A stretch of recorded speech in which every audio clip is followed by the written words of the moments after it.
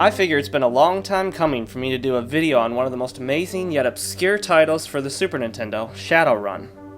Shadowrun is based on a tabletop RPG of the same name. There have been a handful of video game adaptations, including one on the Sega Genesis, but none hold the special place in my heart that the SNES version does.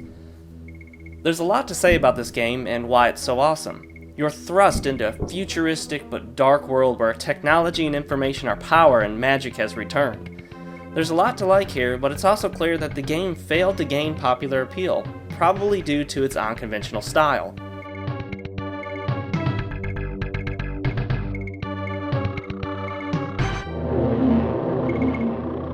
The first thing I'd like to point out is that the game operates as if it were a simplified console port of a PC game. Why do I say this? Well, just look at this interface. You interact with the game world by moving a pointer around on the screen. This is how you look at objects, pick up items, and even conduct combat. Very few games included a genuine free-roaming pointer on the SNES, and the only other one I can think of was Mario Paint, which, not surprisingly, included an actual mouse peripheral. Interactions with NPCs in the game are also reminiscent of a game like the PC version of Ultima 7, where you discover new keywords by talking to characters, and then you can use those keywords in the future conversations with other characters. This makes for a more organic plot that develops only as you figure out the story and how everything interconnects. Let's take a step back from the interface and start from the beginning. The game opens with you being murdered. Yeah, you're killed off before you even start the game.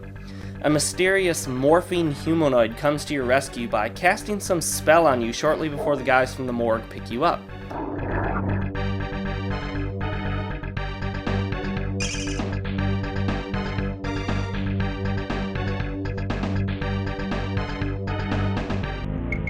You take control of your character just as you wake up on a body slab.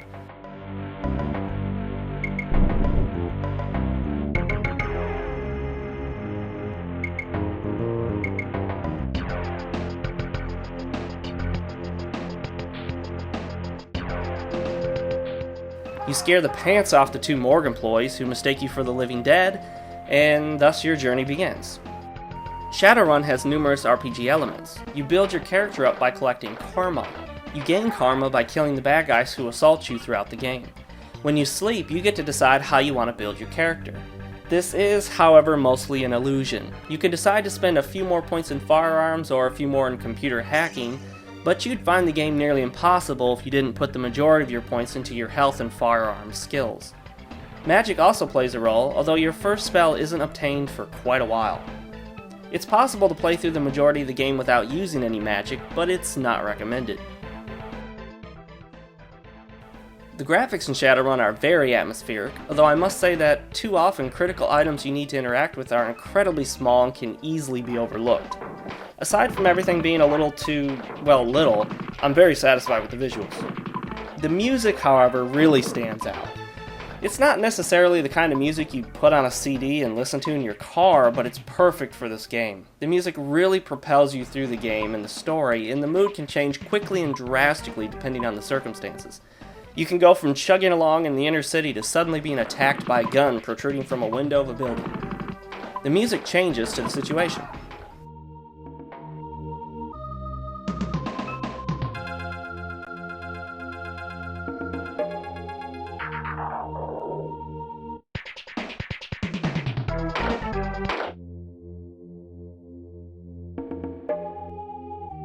The storyline is nothing short of amazing. I can't think of any other game that has a story so dark and organic as this on the Super Nintendo.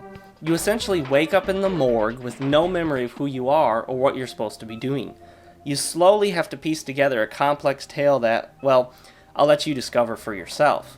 Needless to say, the game involves more than just technology, as you'll discover orcs, undead, vampires, and more. And without giving away a critical point of the plot, you'll find a very cleverly hidden hint that is provided to you at the beginning of the game, but for which you'd probably never make the connection until you finally see it unfolded in the end. Very, very well done. If you have any way to get a hold of a copy of Shadowrun, do it. It's worth it. You'll get many, many enjoyable hours out of this game. I do, however, need to caution you. The game is not terribly easy. It's not painfully difficult, mind you, but let me get you started the right way. First, progress in the story till you find your apartment. It's not hard and you'll find it rather quickly. Here, you have unlimited access to a bed where you can restore your health. Just down the hall from your room is a room with 1 to 2 enemies. This is how you can make the game a whole lot easier. Go into this room and kill the bad guys. Exit, then come back in and repeat. Make sure to pick up the money while you're at it. When your health becomes reasonably low, go next door to your room and sleep. Rinse and repeat this process for lots of karma. Then, use most of that karma to raise your health up. Once you have a fair amount of health, the game will be much easier and more reasonable. You can also raise your firearms skill a bit to make combat more effective. Alright, I've said what I wanted to say. I may return to Shadowrun with spoilers in a video marked as such, but until then, I'm Fox with Foxio Games. Take care, everyone.